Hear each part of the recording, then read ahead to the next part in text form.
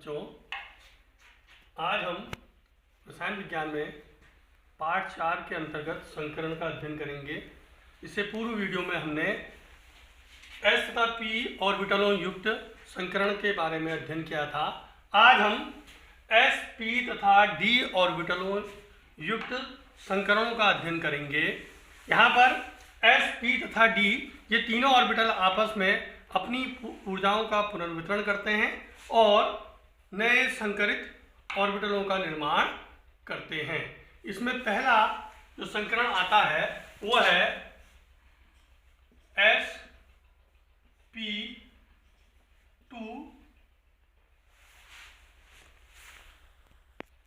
बच्चों, सबसे पहला प्रकार का संकरण आता है dsp2 संकरण, जिसमें एक D, एक S और 2 P ऑर्बिटल आपस में अपनी ऊर्जाओं का पुनर्वितरण करके 4 dsp2 प्रकार के संकरित ऑर्बिटल्स का निर्माण करते हैं और इनकी आकृति वर्ग की होती है, जिनके चारों किनारों पर वो अवस्थित रहते हैं। इनकी ज्यामिति वर्ग समतली प्राप्त होती है।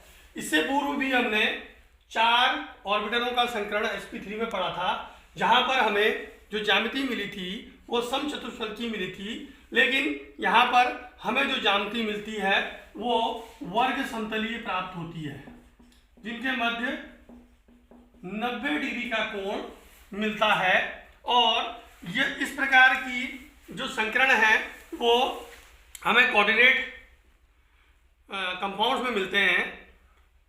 उनमें जैसे हम देखें NiCN का होल 4 2 नेगेटिव, PtCl4 2 नेगेटिव, जो संकर यौगिक हैं, कोऑर्डिनेट कंपाउंड्स हैं, उनमें हमें इस प्रकार का संकरण मिलता है। अब यदि हम देखें NiCN4 की, यदि हम संरचना देखें तो वो हमें इस प्रकार प्राप्त होती है। Ni का परमाणु क्रमांक 28 है, जिसका जो इलेक्ट्रॉनिक अभिविन्यास देखें तो 1s2 2s2 2p6 3s2 3p6 3d8 4s2। इसमें यौगिक में Ni जो है वो 2 पॉजिटिव में पाया जाता है, तो 2 इलेक्ट्रॉन S के निकल जाते हैं और Ni2 पॉजिटिव हो जाता है। Ni2 पॉजिटिव तटस्थ अवस्था में जो इसके इलेक्ट्रॉन होते हैं वो यहाँ पर हमें 8 में 3 हमें पूरी मिलते हैं और 2 हमें अर्धभरे प्राप्त होते हैं, जो कि Ni की उत्तेजित अवस्था में, जिसमें Cn क्योंकि एक प्रबल लिगेंड है, इस लिगेंड के प्रभाव में हुंड के नियम के विपरीत ये दोनों इलेक्ट्रॉन आपस में संयुग्मित हो जाते हैं और एक रिक्त d ऑर्बिटल हमें प्राप्त होता है।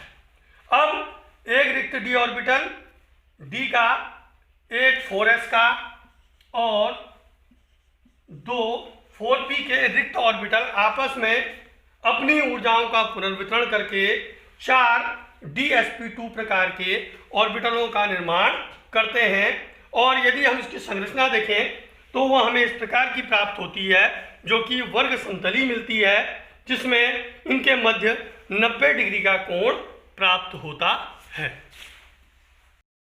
इसके बाद दूसरा जो sp और d ऑर्बिटलों युक्त संकरण है उसमें आता है sp3d संकरण। इसमें एक s 3p और एक d ऑर्बिटल आपस में संकरित होकर 5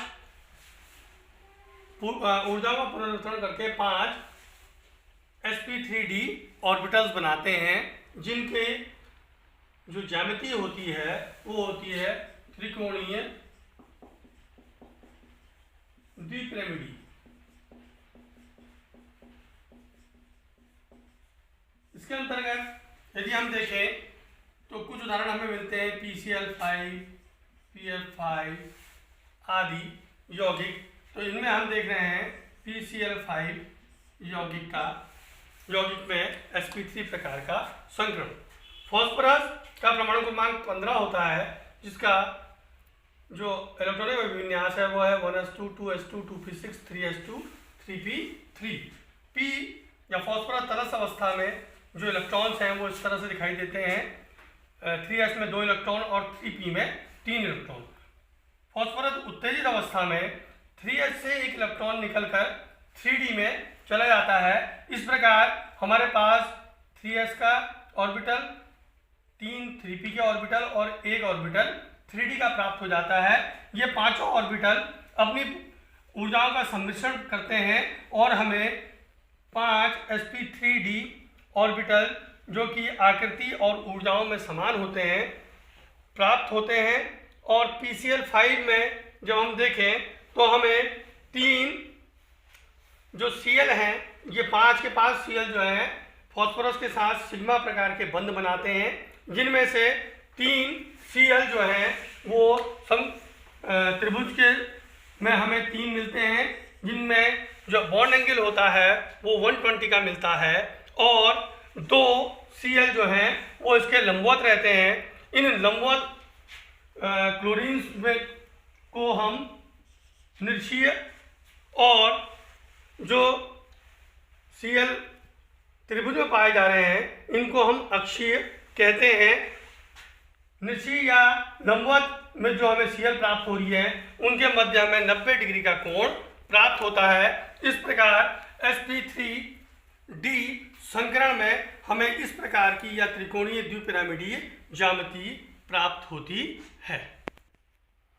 इसका पश्चात जो तीसरे प्रकार का संकरण आता है वो आता है sp3d2 संकरण, जिसमें एक s 3p और 2d ऑर्बिटल कुल 6 ऑर्बिटल आपस में संकरित होते हैं और अपनी ऊर्जाओं का पुनर्वितरण कर 6 संकरित ऑर्बिटल्स का निर्माण करते हैं, जिनकी आकृति अष्टफलकीय प्राप्त होती है।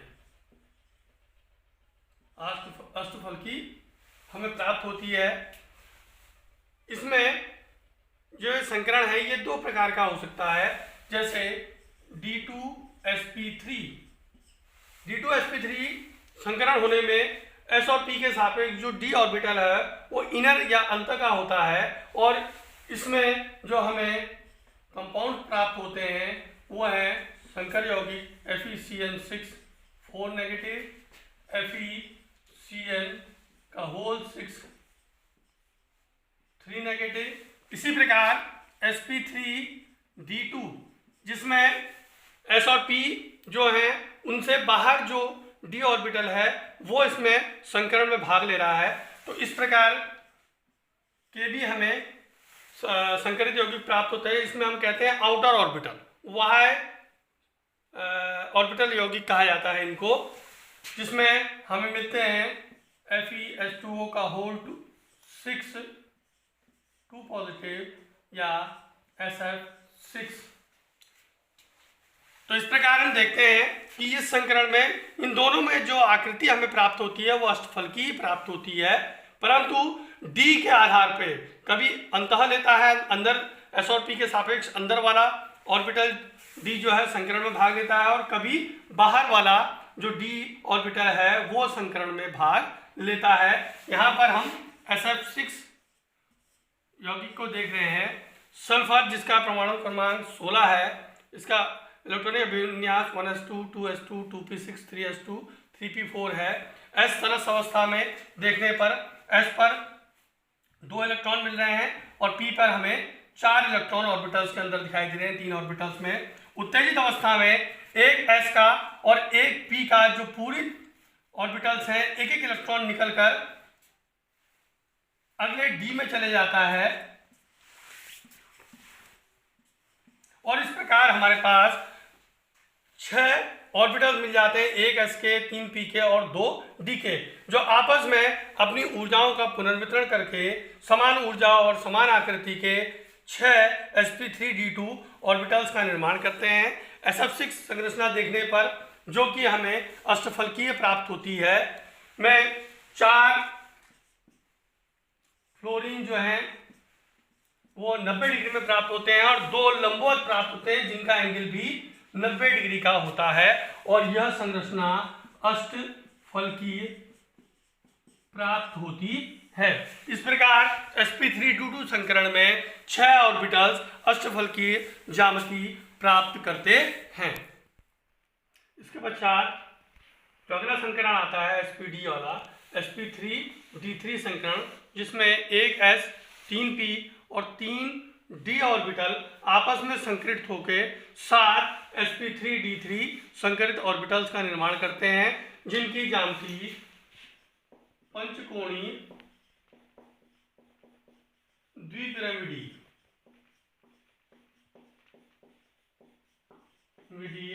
प्राप्त होती है। इसका उदाहरण है जैसे IF7, ICl7 आदि। यदि हम IF7 की संरचना को देखें तो आयोडीन, जिसका परमाणु क्रमांक 53 होता है, 36 क्रिप्टॉन हो गया, 4d10 5s2 5p5। तटस्थ अवस्था में आयोडीन के जो हमें ऑर्बिटल प्राप्त होते हैं वो इस प्रकार प्राप्त होते हैं। 5s में 2 इलेक्ट्रॉन और 5p में 5 इलेक्ट्रॉन हमें मिलते हैं। उत्तेजित अवस्था में 5s से 1 इलेक्ट्रॉन और 5p के 2 ऑर्बिटलों से एक इलेक्ट्रॉन निकलकर 5d रिक्त ऑर्बिटल में चले जाते हैं और इस प्रकार एक 5s 3 5p ऑर्बिटल और 3 5d ऑर्बिटल आपस में संकरित होकर समान ऊर्जा या संकरित 7 sp3d3 ऑर्बिटल्स का निर्माण करते हैं, जिनके साथ फ्लोरीन के परमाणु ओवरलैपिंग या के द्वारा 7 सिग्मा बंधों का निर्माण करते हैं, जिनकी संरचना हमें इस प्रकार प्राप्त होती है, जो कि पंचकोणीय द्विपिरामिडीय प्राप्त होती है। इनमें से जो 5 फ्लोरीन हैं उनके मध्य 72 डिग्री का कोण पाया जाता है और जो लंबवत 2 फ्लोरीन हैं उनके मध्य 90 डिग्री का कोण पाया जाता है। इस प्रकार इस पार्ट में हमने देखा sp तथा d ऑर्बिटलों युक्त संकरण